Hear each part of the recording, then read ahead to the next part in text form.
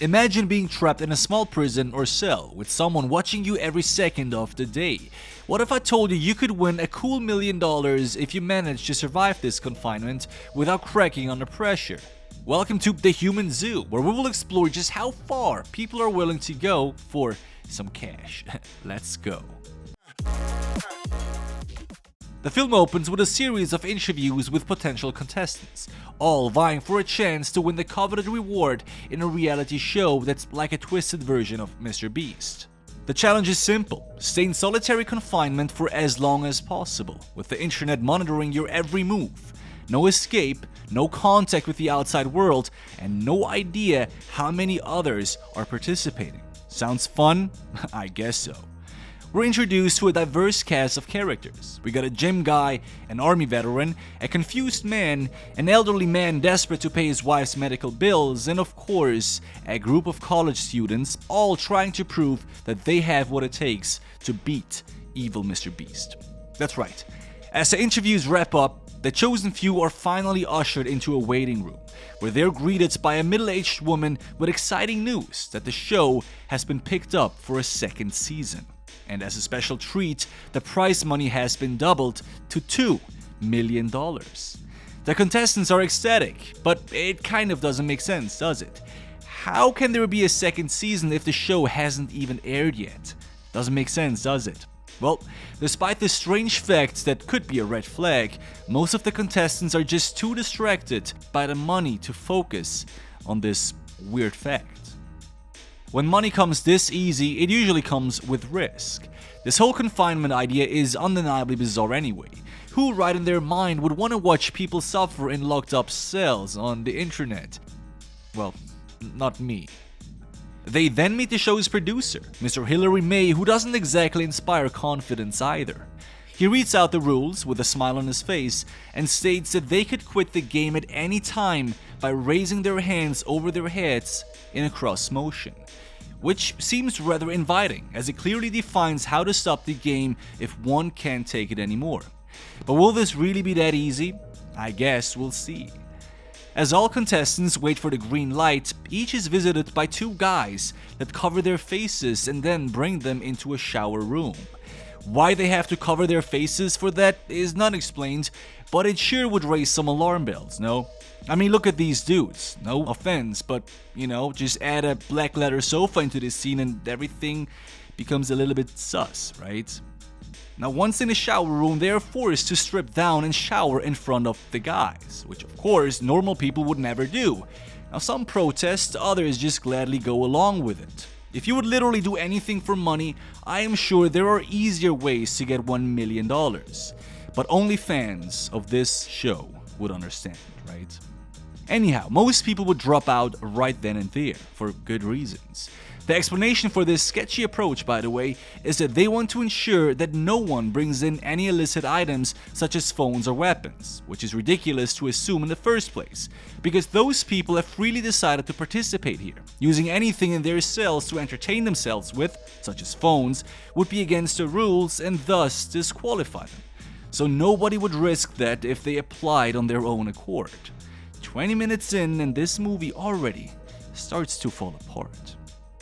After the shower, the participants are blinded again and possibly even drugged. All we see is them waking up in their 8x8 concrete cell the next morning. None of them seem to understand how they got in here, pointing at the fact that they probably got drugged. If that's the case, then this is the moment you realize that this is no game anymore, but cold stone reality, and you better find a way to escape. You could assume that this is all part of the game as well, but based on the gazillion red flags so far, you must either be desperate in need for $1 million or just extremely naive. As the participants regain consciousness, they find themselves trapped in a concrete cell with no visible entrance or exit. Their eyes widen in shock, triggered by the realization they should have paid attention to the dubious processes from before. Confusion turns into panic as they realize that they're completely cut off from the outside world, obviously not remembering what they signed up for. Now, from our perspective, we can see 3 bare walls that look pretty newly constructed. They look a bit like concrete, so it might not be possible to break through them. There are certainly no windows and the wall on the side of the camera is not visible. In any way, it looks as if for now these characters get exactly what they signed up for. Now, aside from the bucket in a corner and the styrofoam box with some food in it, there is nothing in here other than this thin yoga mat. Now, here's a Swiss prison cell for comparison. Now, of course, they know about the camera in the corner. What they don't know, however, is the fact that Mr. Hay himself is observing them as closely as anyone. It's clear that he pursues different goals than he marketed.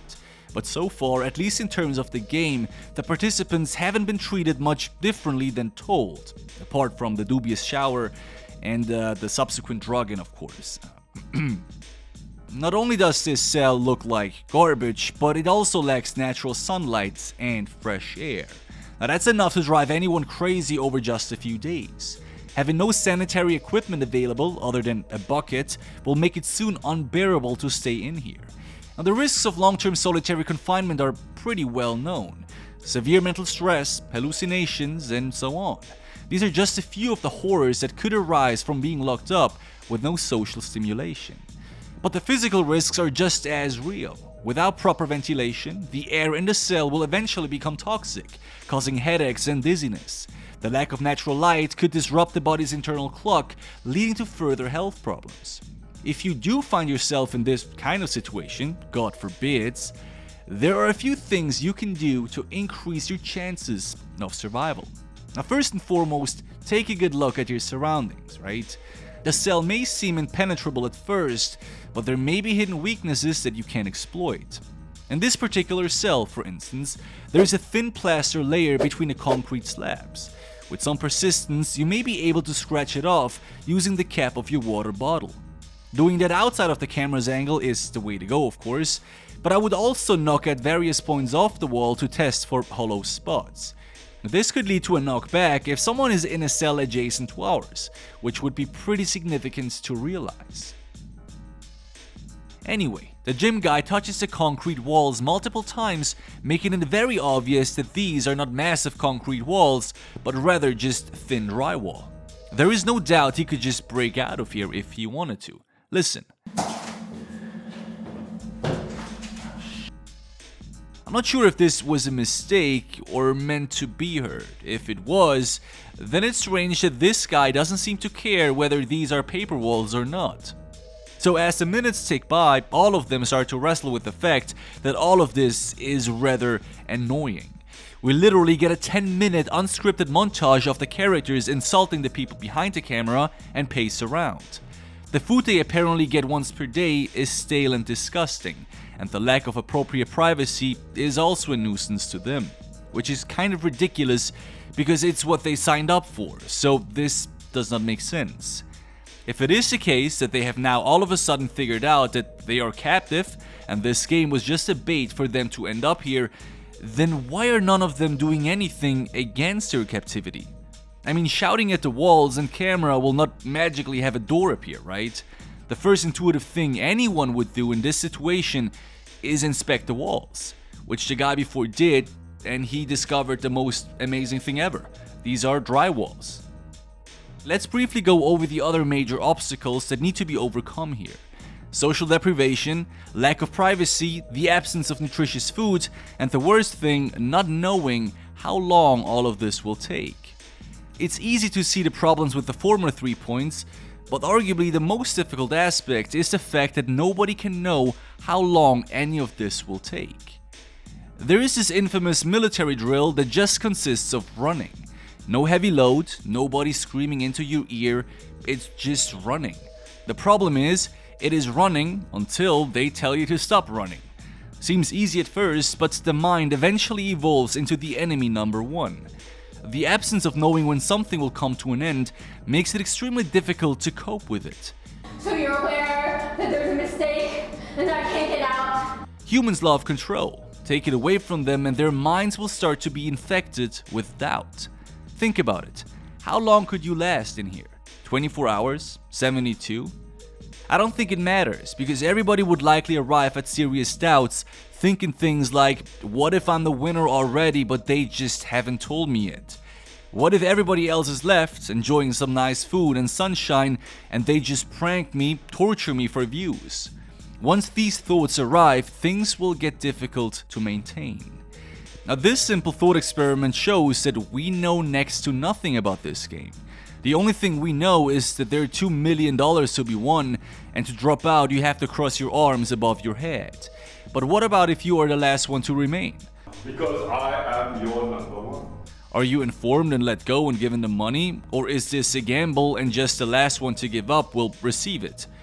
As we can see, things were not thought through by any of these characters, as these are valid questions to be asked before you start going on this crazy trial. The red flags were there right from the start. Since this is the first day, most participants do alright. Many exercise, others just lay on the floor. On the second day, most are still intact as well, although not as healthy as on day 1. On day 3, however, we have at least one participant, this guy right here, who actually wants to leave and thus crosses his arms above his head. The issue? Well, nothing happens. He isn't being released, proving that at least this rule is complete nonsense. And as we know, if one rule is proven to be not respected, then there is no reason to believe any other rules are. $2 million? Signed up for a second season already? Sure. The good thing is, if we have realized that this is all nonsense and that the walls are thin enough for us to just break through, then this is the right time to do just that. Staying in here any longer wouldn't make any sense. Now, the remaining contestants are slowly losing their minds and start doing absurd things. One girl is counting along the walls, desperate for some kind of distraction, while another girl has decided to eat the lunchbox in a desperate attempt to stave off her hunger after days of eating meager rations. Another man has retreated into his own mind, talking nonsense to himself. As the hopelessness of their situation becomes clearer, the participants realize that this isn't a game. Empty water bottles are hurled at the camera and some shout loudly, all but futile attempts to express their anger and frustration. They're forced to go on without enough food while the stench of their own waste fills the air, making it almost impossible for them to breathe. The effect is devastating as they start to break down, begging and pleading for mercy. This reminds us of the term learned helplessness, where animals that are stuck in hopeless situations don't realize that their actions could relieve them from their pain and thus just stay in suffering. It's not 100% applicable to those characters, because none of them has actually tried to get out of here, which is the dumbest part of this movie. But as we have seen before, at least one character has touched the walls and revealed that it's basically just like cardboard.